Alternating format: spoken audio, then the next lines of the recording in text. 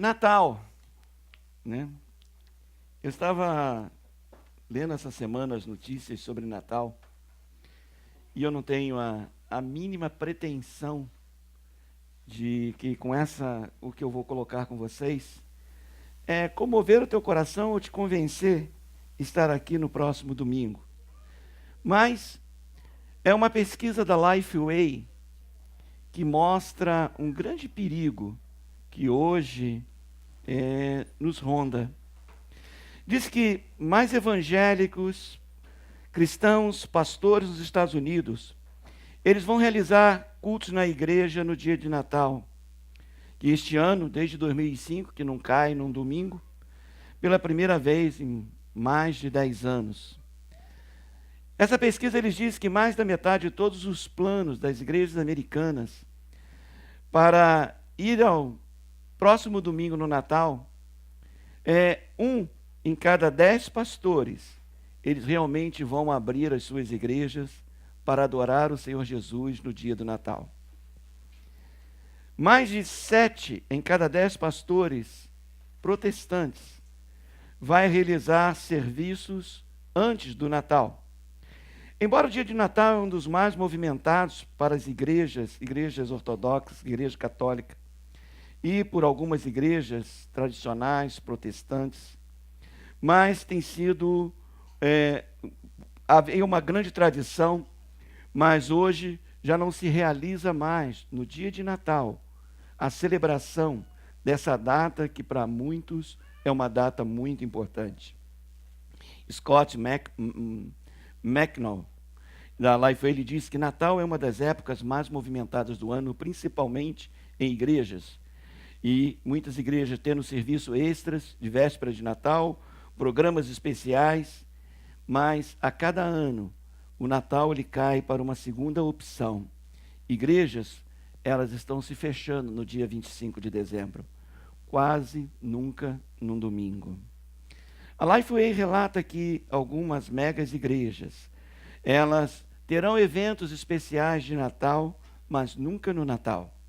Em alguns, para não manter o serviço de Natal que cai nesse domingo. No entanto, esse ano, eles pesquisaram através de 1.000 pastores, os principais pastores de igrejas protestantes, e constataram que 89% não vai realizar serviços de Natal. Luteranos são os mais susceptíveis de colocar o serviço de Natal, e os batistas também estão entre, provavelmente, os que vão segurar essa data. Os pentecostais são menos prováveis. O relógio, de cristão, com o seu favorito filme... McNall disse: a encarnação de Jesus é uma das maiores celebrações de esperança que se observam nas igrejas cristãs. É suficiente que o próprio Deus se tornaria um homem incrível. Mas porque Jesus pagou o resgate pelo pecado do povo, a sua chegada tornou-se o nascimento de esperança para toda a humanidade.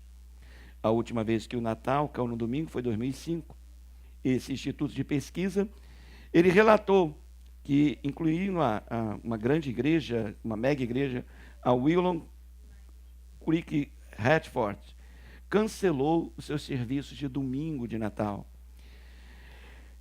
Quando o Natal cai em um domingo, apresenta um problema quase para muitas congregações. Não importa o tamanho, a forma, a filiação denominacional. Hatford relata: depois de falar com investigadores oficiais de várias das principais denominações do país, é absolutamente claro que o serviço de Natal no domingo, coincidir que seja no domingo, é um culto que se perde. Atendimento é sempre mínimo em um domingo de Natal. Por que eu estou falando isso? Não é para realmente te convencer de qualquer posição ou fazer referência ao que nós estamos fazendo. Eu estava conversando com a pastora a caminho daqui da igreja e existem datas bem significativas e importantes no nosso calendário cristão. Quantos acham que o Thanksgiving é uma data importante? Não é importante? Mas hoje as pessoas lembram mais do Black Friday do que do Thanksgiving. As pessoas aguardam com mais expectativa, muitas das vezes, o Black Friday, e planeja, e faz planos, e se organizam, mas são muitos poucos que se organizam como deveriam para o dia de ações de graças. Natal é esperado a expectativa, tem que comprar presente, fazer isso, fazer aquilo. O dia 26 tem grandes ofertas. E a gente esquece que Natal existe por causa daquele que morreu por nós. Dia de ações de graças existe, não é porque nós temos o Black Friday depois. A nossa maior alegria deveria ser o que esses feriados, esses holidays, essas datas representam para cada um de nós. Nós precisamos resgatar esses valores. Nós, muitas das vezes, somos um pouco egoístas com essas datas. E pensamos muito na gente e não naquilo que deveria ser pensado e fazer a coisa que deveria ser feita. Né? É Natal. E o que eu preparei de mensagem de Natal, o que veio no meu coração? Eu comecei a passear durante esses últimos dias pela palavra de Deus e a pergunta é: quem é Jesus? Quem é realmente Jesus? E como que nós poderíamos responder a essa questão?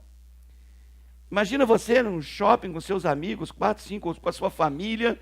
De repente entra um grupo de pessoas com uma câmera, coloca a câmera no seu rosto, e você vê os seus amigos se afastarem, e você acha, alguma pesquisa vai vir e vão perguntar, será que vão perguntar sobre o novo presidente? Qual é a questão que vão me perguntar agora? E a pessoa chega e fala assim: quem é Jesus para você? O que será que nós responderíamos, querido? Qual é a... Agora estava ali, eles não estão querendo saber das últimas notícias, mas eles estão fazendo uma pergunta teológica. Quem é Jesus? Quem é realmente Jesus para você? Quem é Jesus? Quem é Ele? Será que você tem uma frase pronta para dizer quem é Jesus? Mas será que a frase que você está dizendo de quem é Jesus, ela é real? Quando você fala que Ele é teu Salvador, será que você considera Ele realmente como Salvador? Ele é o Filho do Altíssimo? Será que Ele é o Filho do Altíssimo mesmo? Ele é o meu Senhor. Ele está mandando em você.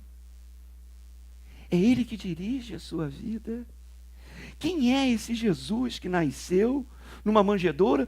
Não me importa qual foi a data que Ele nasceu, mas que Ele nasceu. Diz hoje aqueles que muitas das vezes querem apagar o brilho, a importância dessa data, quebrando as tradições, quebrando os símbolos. Já não basta a oração ser tirada das escolas, já não basta a Bíblia ser tirada de alguns lugares, já não basta o que todo o império das trevas estão fazendo, ainda existe vamos dizer assim, o império da luz, quebrando também muitas coisas. Há tanta gente hoje criticando, a árvore de Natal, é isso, é aquilo, o presente de Natal, é isso ou aquilo. Eu resgatei alguns anos atrás a questão da árvore de Natal. Eu olho para a árvore de Natal, eu não vejo toda a história que se cria por trás dela. Que se Nimrod fez alguma coisa, é problema dele. Eu não tenho nada com isso. Quando eu olho para a árvore de Natal, eu lembro no meu coração a expectativa de que era Natal, Jesus nasceu. Quando eu olho para os enfeites na minha casa, eu falo: uau, Jesus nasceu. Alguém pode ter uma árvore do diabo, do inferno, seja o que for. A minha não. A nossa não. Não me interessa as teologias que estão aí. Interessa aquilo que eu estou olhando. É aquilo que está sendo colocado no meu coração. Ela não aponta somente os brilhos da luz. Ela aponta que algo significativo tem ali. Jesus nasceu. Primeiro que quem fez as árvores foi Jesus, quem fez as bolas foi Jesus, quem fez a luz foi Jesus. Tudo foi criado por Ele. O diabo não tem dono de nada. Como o Tony falou semana passada, nem a chave da casa dele ele tem.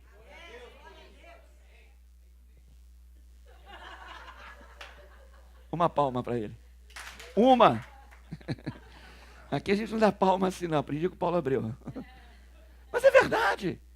Tony é tão real que se ministrou. Tudo é do diabo. Agora aquele conguinho azul com aquela tarjinha branca, essa é de Deus. Os nossos jovens aqui nem sabem o que a gente está falando, né? Quem sabe do que eu estou falando?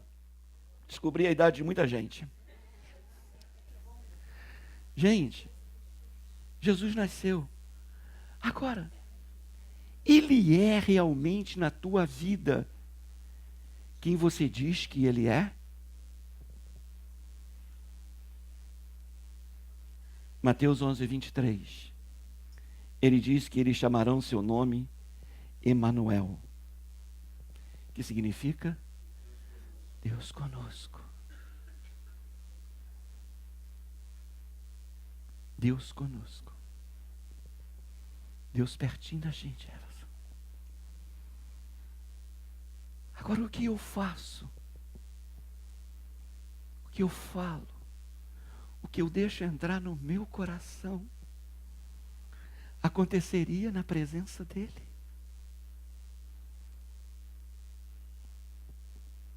Eu faria as coisas que eu faço sabendo que ele está presente, sabendo que ele é ali comigo, que ele está pertinho de mim. Quem é Jesus, querido? Porque um menino nos nasceu, um filho se nos deu.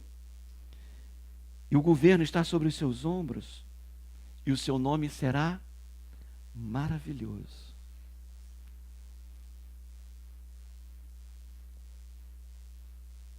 Isso coloca sorriso nos meus lábios.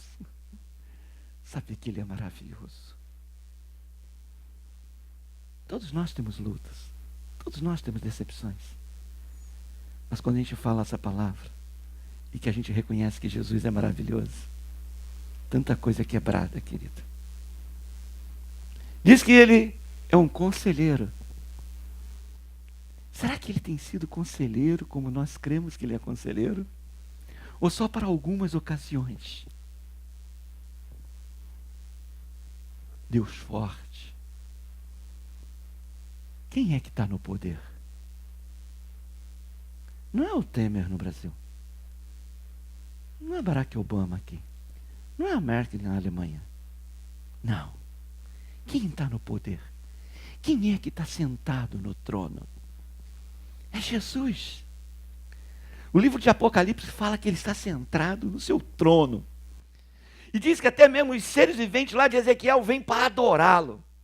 Diz que vai ter um cântico que todo mundo conhece. Tem o cântico de Moisés, tem o cântico, e cânticos, e cânticos, e cânticos, e cânticos. Um ambiente de adoração, de louvor ao nome daquele que reina. Ele sim, Jesus é o Todo-Poderoso. Pai da eternidade. Nós nunca vamos perdê-lo.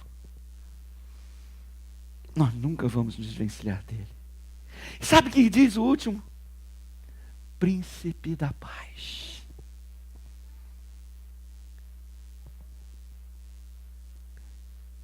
Algumas pessoas bem próximas falam assim: pastor, tudo bem contigo? Sim. A gente pode ter problema, mas reina a paz no nosso coração. Eu tenho paz, porque eu tenho um príncipe da paz. Eu tenho paz não é porque tudo vai bem. É porque quem é Jesus? Ele é o príncipe da paz. Sabe o que as pessoas falam quem é Jesus? Eu comecei a ver. Eu coloquei lá, quem é Jesus? E o que apareceu? Um bom homem. Ele é o Filho de Deus. Um profeta. Um rabino galileu. Um professor da lei de Deus. A encarnação do amor de Deus. Um mestre. Um espírito reencarnado. O último revolucionário. Messias de Israel. Salvador. Um sábio do primeiro século. Do primeiro século. Só um sábio.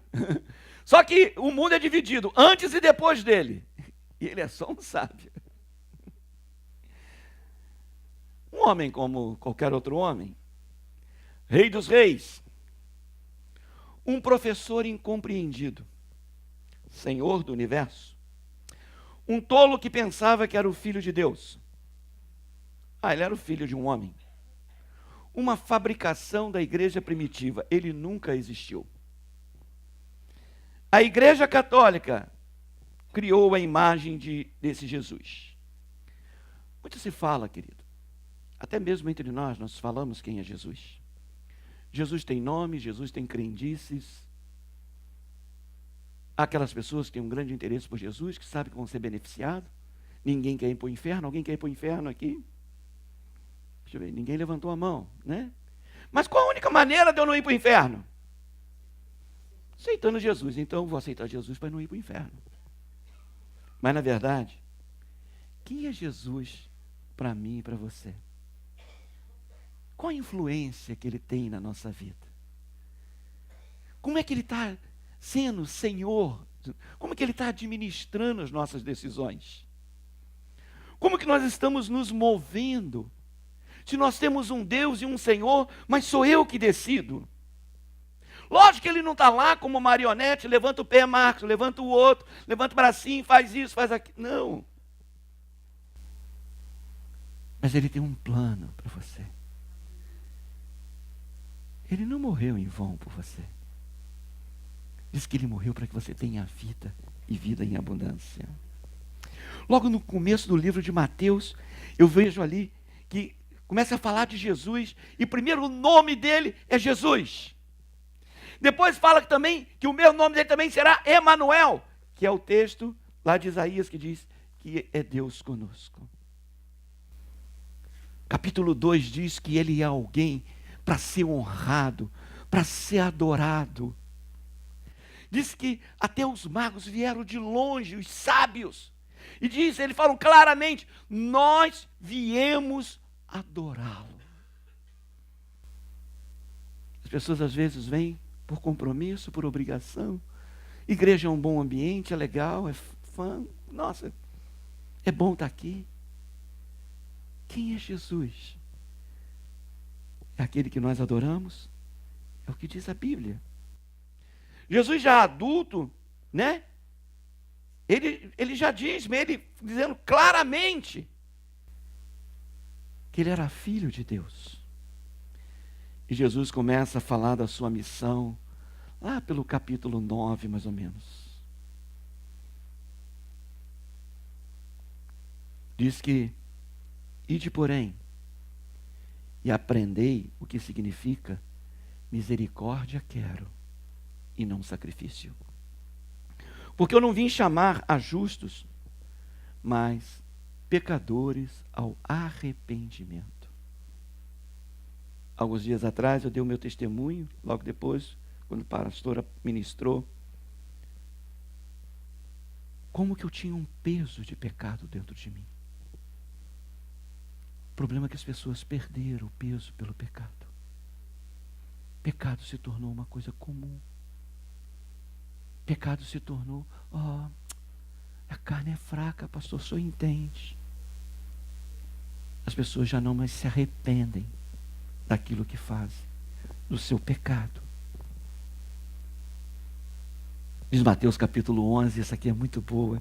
Diz assim, vinde a mim todos, sem exceção, estáis cansados e oprimidos. E diz ali que eu vos aliviarei. Quem é Jesus para você?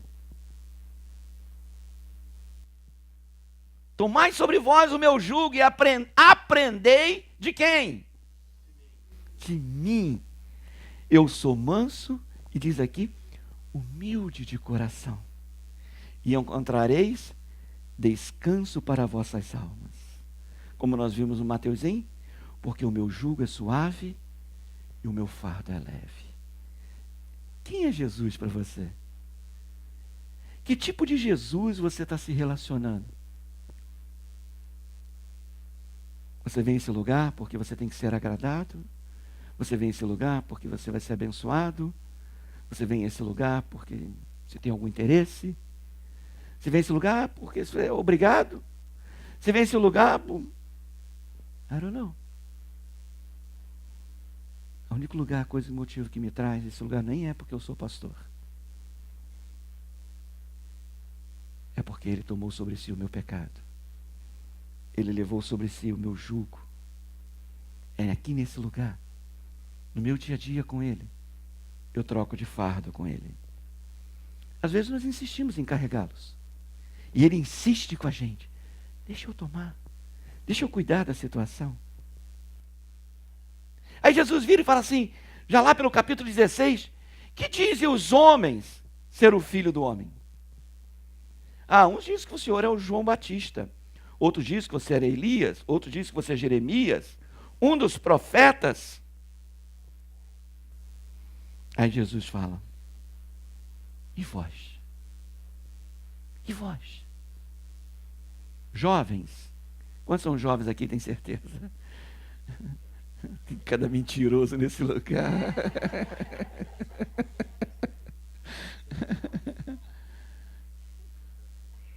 Jovens, o que você tem falado que Jesus é? Que seus amiguinhos dizem? Que a mídia diz? O politicamente correto? O que você tem sido? Um termômetro ou um termostato? Quantos lembram disso? Você está simplesmente medindo o ambiente ou você está transformando o seu ambiente? Termostato, o Everson entende bem, né? É você muda o ambiente que você está. Simão responde, tu és o Cristo, o Filho do Deus vivo? Mateus 17,5, Jesus diz, estando ele ainda a falar, eis que uma nuvem luminosa os cobriu, e da nuvem saiu uma voz que confirmou, este é o meu amado Filho, em quem me comprazo. Agora, sabe o que Deus fala? É só você ter ali adoração por Ele, não. Escutai-o. Quem é Jesus para você? É aquele que você escuta? É aquele que está acima da tua opinião? É Ele que tem a última palavra ou a primeira palavra para você? Diz que Ele veio salvar aquilo que tinha se perdido. Deus enviou o seu Filho ao mundo, não para condenar o mundo, mas para quê? Para que o mundo fosse salvo por Ele. O mais incrível, que eu acho, e dentro dessas coisas que eu estava lendo, Mateus capítulo 3, Marcos capítulo 3, verso 11, diz que os espíritos do imundo, vendo, prostravam-se diante dele e o clamavam, dizendo, tu és o Filho de Deus. Até o diabo, querido, até os demônios, até os possessos, reconhecem e dá a ele o louvor que é devido. Tu és o Filho de Deus. Disse que, você acha que o demônio não adorou ele? Marcos capítulo 5, checa na tua Bíblia, versos 6 e 7, joga aí para mim, Azaf. Diz que quando viu ao longe, diz que correu e adorou ele. E clamando com grande voz, disse para Jesus, que tenho eu contigo, Jesus, Filho do Deus Altíssimo. Até um endemoniado reconhece a soberania de Jesus e o adora. E o adora. Aí chega no meu livro, um dos meus livros preferidos. Aí eu cheguei em João capítulo 1. No princípio era o verbo, e o verbo estava com Deus. E o verbo era Deus. Ele estava no princípio com Deus. Quando tudo era criado, diz que tudo foi feito por Ele. Sem Ele, nada do que foi feito se fez. Todas as coisas foram feitas por Ele. Ele era a palavra de Deus, Ele era o verbo de Deus, Ele era o Criador, Ele era a palavra ativa de Deus. É esse Jesus que nós adoramos no Natal. Quem é Jesus para você, querido? Aí a gente chega numa pérola de João, capítulo 4. Está lá Jesus ao meio-dia, sentado na beira de um poço. E ali, então, os seus discípulos tinham ido lá para comprar comida. E vem uma mulher samaritana para tirar água. E ela vinha justamente ao meio-dia porque não tinha ninguém lá. Porque os judeus, eles humilhavam os samaritanos. Então, para elas não serem humilhados, eles vinham ao meio-dia. Era uma hora onde que o sol estava escaldante. Era a hora que eles podiam, ninguém vai me julgar. Eles vinham àquela hora. Quem é que estava sentado à beira daquele poço? Jesus. O Jesus que nós cremos. O Jesus que nós adoramos. O Jesus que nós servimos. O Jesus que nós temos que ouvir. O Jesus que diz que Ele tem a última palavra para a nossa vida.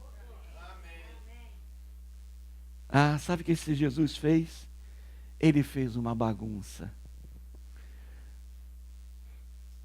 Vamos lá, todos vocês, prestem atenção agora. Olha só. Abra o ouvido. Sabe o que Jesus fez?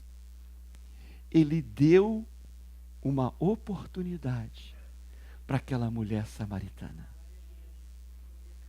Jesus é um Jesus de oportunidade. Hoje Ele está te dando a oportunidade. Sabe o que aconteceu? Ele pediu água com aquela mulher falou assim: por que você sendo judeu, você me pede água? Ele falou: olha, mulher, se tu conhecesse o dom de Deus e quem é que te diz dá-me de beber, tu lhe pedirias e Ele te daria água viva. E Jesus começa a debulhar o coração daquela mulher. E começa a falar e revelar para ela como que ela estava, quem era ela. O mais legal é que ela escutou Jesus. E ela teve a grande oportunidade de ter a sua vida transformada. Quantas vezes nós estamos perdendo a oportunidade de ter a nossa vida transformada? Sabe que aquela mulher se tornou uma evangelista? Eu leio aqui João capítulo 4, versos 6 até o 10, alguns versos diz assim: e ela se torna uma evangelista. Olha, vinde. Ela vai e volta para a sua cidade. Vede um homem que me disse tudo quanto tenho feito. Porventura não é este o Cristo? Saíram, pois, da cidade e foram ter com ele. Aquela mulher convenceu um monte de gente de ouvir Jesus. E muitos dos samaritanos daquela cidade, versos 29 e 30, creram nele pela palavra da mulher, que testificou: disse-me tudo quanto tenho feito. Indo pois ter com ele os samaritanos, rogaram a Jesus que ficasse com eles por 1 ou 2 dias. E diz a palavra de Deus que muitos creram nele por causa da sua palavra.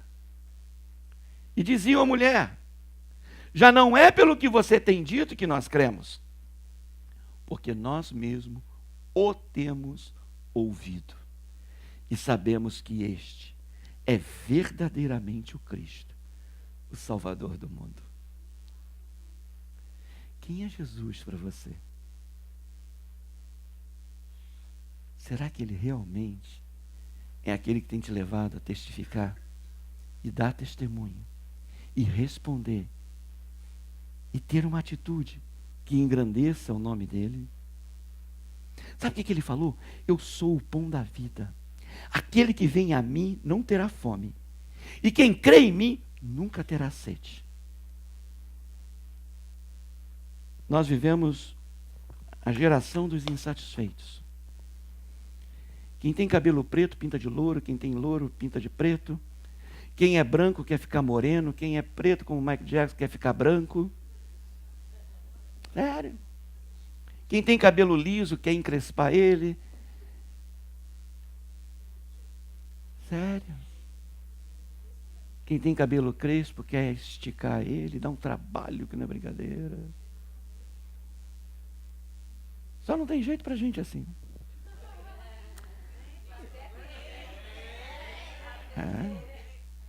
Ok, vamos levantar uma oferta para isso. Quero ver se tem. Olha para minha conta bancária, vê se dá jeito. Tem jeito não, gente.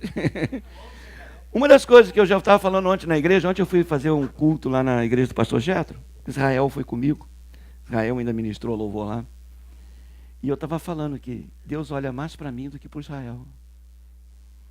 Vocês sabem o conceito. Sério. Olha mais para mim, Everson. Não fica olhando com essa cara em rir, não. Ele olha mais para mim do que para você. Diz que ele conta os fios do nosso cabelo. Toda hora ele tem que fazer uma recontagem. Não. Não, e não precisa contar, está tudo aí. Eu fui tentar convencer, vocês sabem que eu fui tentar convencer a Cleo a me dar um desconto no corte de cabelo. Tem muito menos cabelo aqui para cortar do que qualquer um de vocês. Seria justo pagar menos por isso. Mas sabe aquela que me falou? Pastor, encontrar os fios para cortar dá muito trabalho. Mas vamos voltar à palavra. Sabe o que Jesus falou dele mesmo? Vocês gostam, né? Ele falou que eu sou o pão da vida. Ele falou que ele era a luz do mundo. Jesus falou que ele era a porta das ovelhas. Jesus falou que ele é o bom pastor. E diz ainda que ele conhece as suas ovelhas e as suas ovelhas o conhecem. Diz que ele é a videira verdadeira. Diz que ele é manso e humilde de coração. Diz que ele era a ressurreição e a vida. Aquele que crê nele, ainda que morra, viverá. E quem vive e crê nele, não morrerá eternamente. Jesus não está preocupado em que você morra, querido. Ele está preocupado sim, se você vai viver a vida eterna ou não. Ele diz que nós somos cá de baixo, ele é lá de cima. Então ele tem bem mais conhecimento do que nós.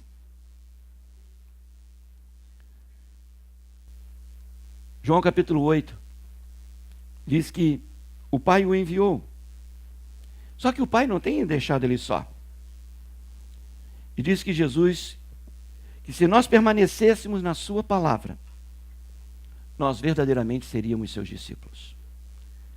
Quem é Jesus para você? Você tem permanecido na palavra dele? A palavra dele é mais importante do que qualquer coisa na sua vida? Diz aqui que se nós conhecermos essa verdade vai nos libertar. E sereis livres.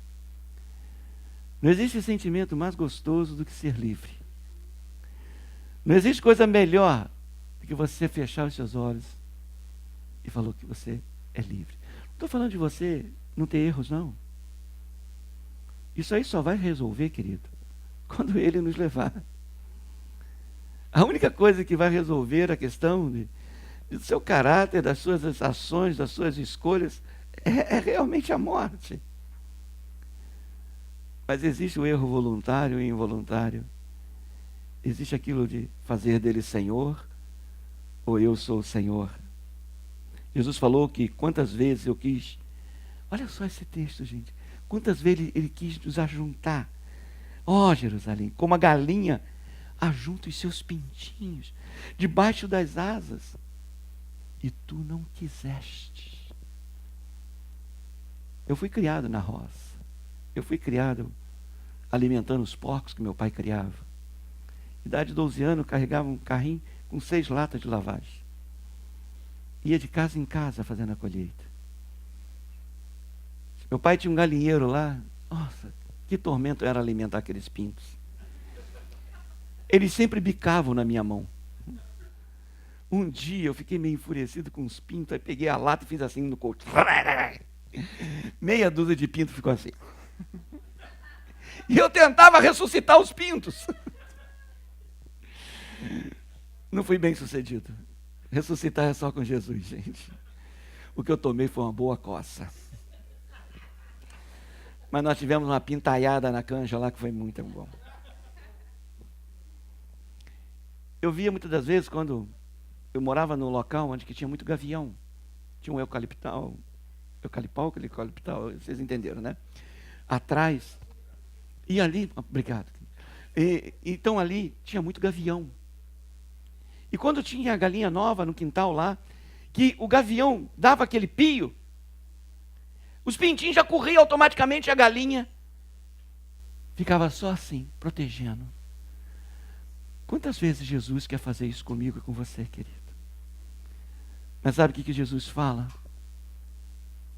Não quiseram. Quantas vezes Jesus quer te colocar debaixo das asas dele? Mas as suas escolhas têm o impedido. E olha que sempre a gente arruma um bom motivo para não estar debaixo da asa dele. Esse menino que nasceu na manjedoura foi tudo isso e um pouco mais. Mas ele deixou bem claro que assim como ele fez, nós deveríamos fazer. Deus deixou bem claro que nós deveríamos ouvi-lo. O quanto que nós cremos que ele é o Filho de Deus, digno de ser adorado, digno de ser seguido, digno de ser imitado. João, ele escreve que ele realmente veio para mim e para você. Mas será que nós o recebemos? Será que a nossa igreja recebeu esse Jesus? Será que você já recebeu esse Jesus? Será que você pode celebrar realmente Natal? Nasceu o Salvador, Príncipe da Paz. Nasceu aquele que é maravilhoso. Nasceu aquele que reina. Nasceu aquele que é Senhor. A quem realmente nós temos nos assemelhados? Amados, é Natal. Jesus nasceu para ser adorado. Mas para ele ser adorado, é preciso que ele nasça no nosso coração. É preciso que a gente seja crente de verdade. É preciso que ele possa dirigir a nossa vida. Vamos orar.